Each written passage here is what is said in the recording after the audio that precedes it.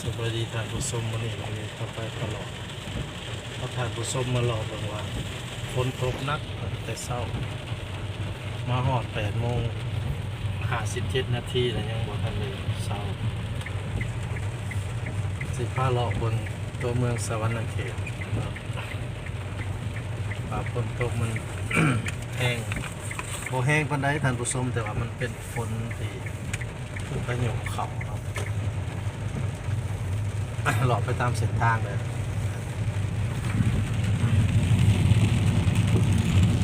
เส้นทางตัวนี้ก็เป็นเส้นทางขึ้นครับเส้นทางขึ้นเส้นขึ้นออกไปใส่วงเวียนคิวรถ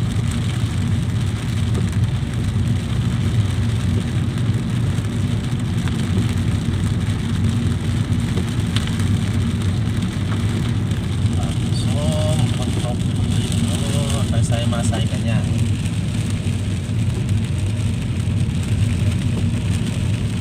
วันนี้เป็นวัน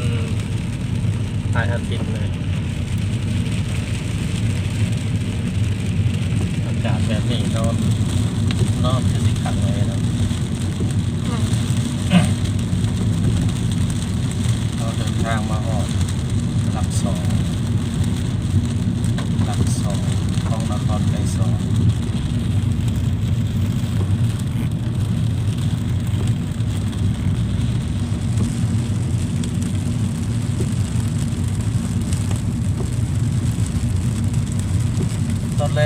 ตอนแรกคันคนเศร้าแล้วจึงได้มาเตะไว้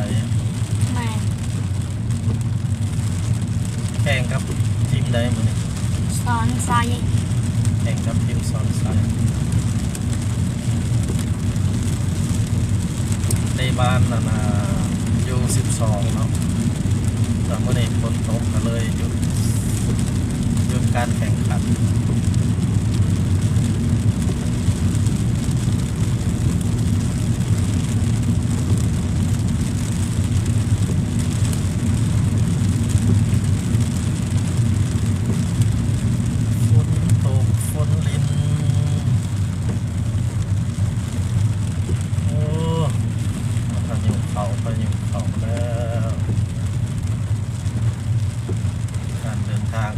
สิกลับมางานคือเพราะว่าทางสโมสร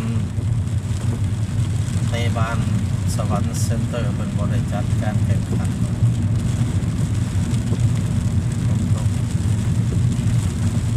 อันนี้หอดวงเวียนคิวรถบัสสเตชัน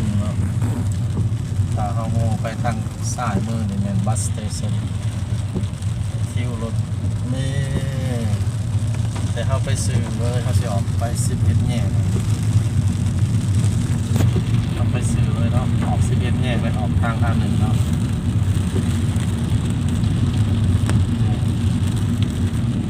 อันนี้เป็นเส้นทาง11 แยก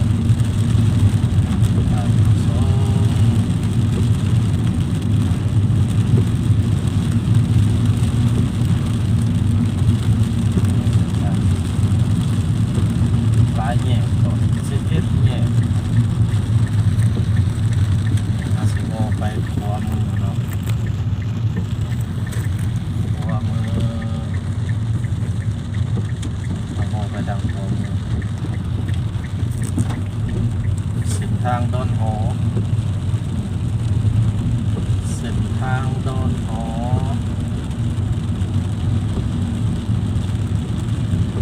เส้นทางดอนหอเนาะเส้นทางไปตรง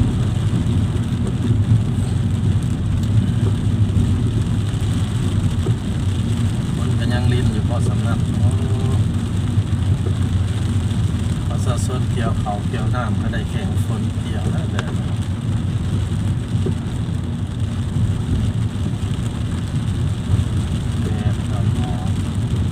ด้านหอตัวนี้นะด้านหอประเดินว่าด้านหอที่หอมันมี3 หลัง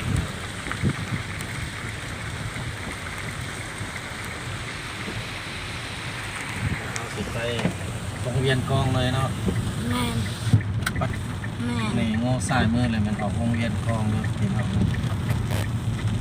เอาสายมือแม่นออกวงเวียนกองสื่อเลยเพราะเขากำลังเดินทางไปสิหอดวงเวียนกองเนาะกองอีตุ้มกองมักใหญ่เนาะตัดสม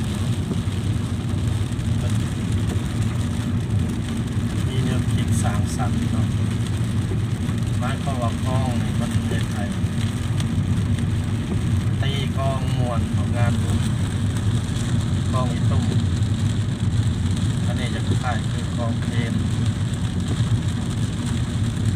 จังหวัดตัวมีหมู่ประชาชนประทางกอง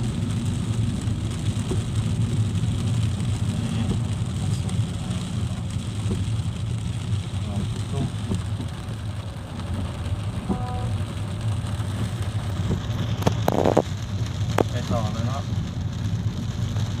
ไปต่อเลยวงเวียนเลยมันวงเวียนอาเซียน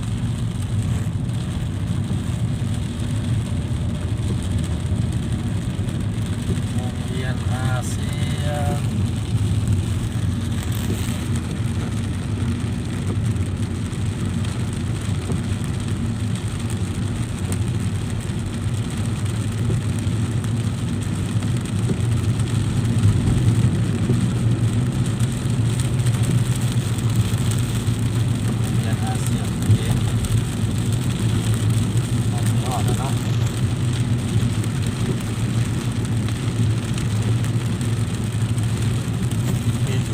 อาเซียน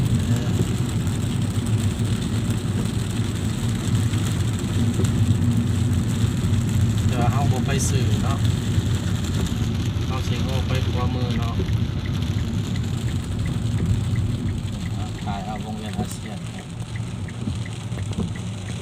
การผสมวงเวียนอาเซียนขั้นไปซื้อแล้วมันบ้านบึ้งหว่าเนาะขั้นไปซ้ายแล้วมันนั่นน่ะขั้นไปซ้ายแล้วมันออกเซโนเมื่อเส้นทางเลยเก่าเอามาทางเส้นทาง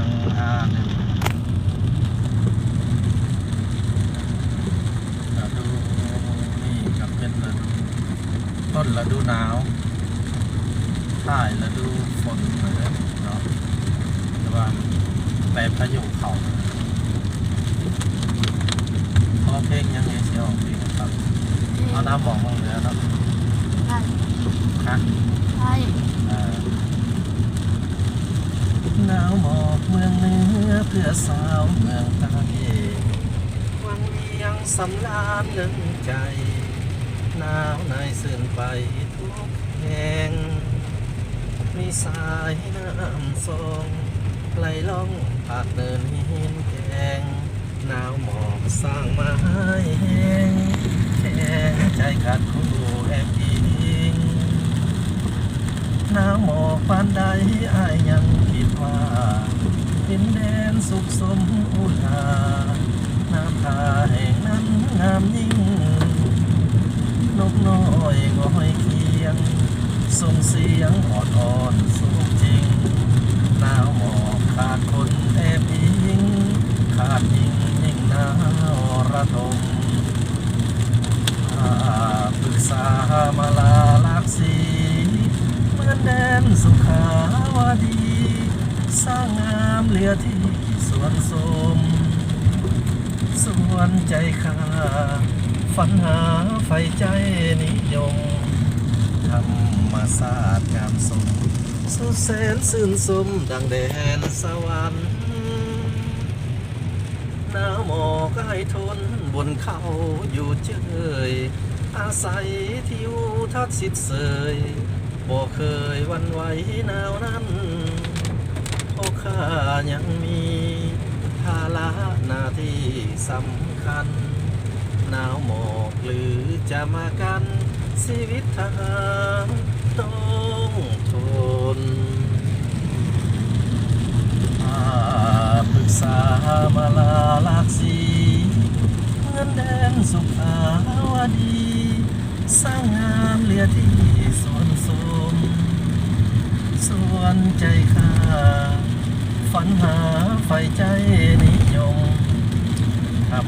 มศาสตร์ยามสมสุขแสนซื่นสมดังแดนสวรรค์น้ำหมอกอ้ายทนบนเขาอยู่เฉยอาศัยทิวทัศน์สิบเสยบ่เคยหวันไหวหนาวนั้นเพราะข้ายังมีภาระหน้าที่สำคัญหนาวหมอกหรือจะมากัน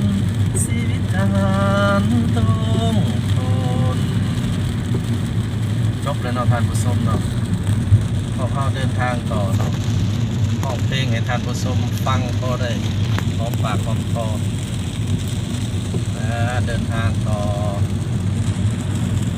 ฝนตกเนาะให้ท่านผู้ชมได้เบิ่งว่าฝนตกแห้ง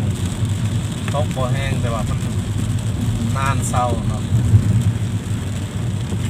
รอผมว่าการเดินทางกับเราสิได้ไปสุดอยู่ไสเนาะมื้อนี้เนาะ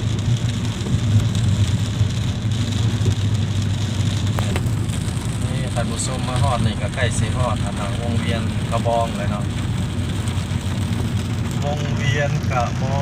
งนี่วงเวียนกระบองสิฮอดแล้ววง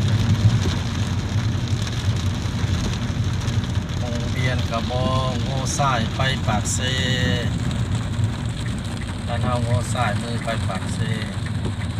ท่านโง่ขวามือแม่นไปห้องหมอแข็งนะมาต่อโง่ขวามือก่อนนี่วงเวียนกระบองใหญ่เด้อท่านผู้ชมเด้อไปมาสวรรค์เขตแต่มายามมาหล่อแค่นี้วงเวียนกระบองเอาโง่ขวามือมานี้เอาเมื่อมาดีแล้วสิของเงินเนาะเขาเงินร้อนว่าในฝนตกเขาเงินหากินเขากินน้ำกัน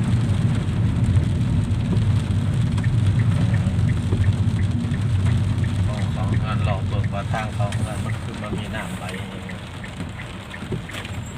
ทางแดงขีดต้มหลายทางเขาเงินทางแดงขีดต้มหลายเขาได้อยู่เนาะนี่เนาะ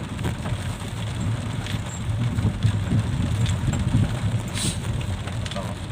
ได้อยู่ท่านผู้ชม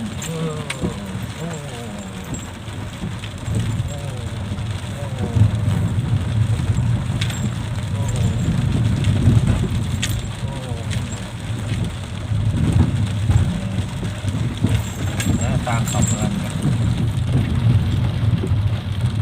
ลบน้ำไหลแบบนี้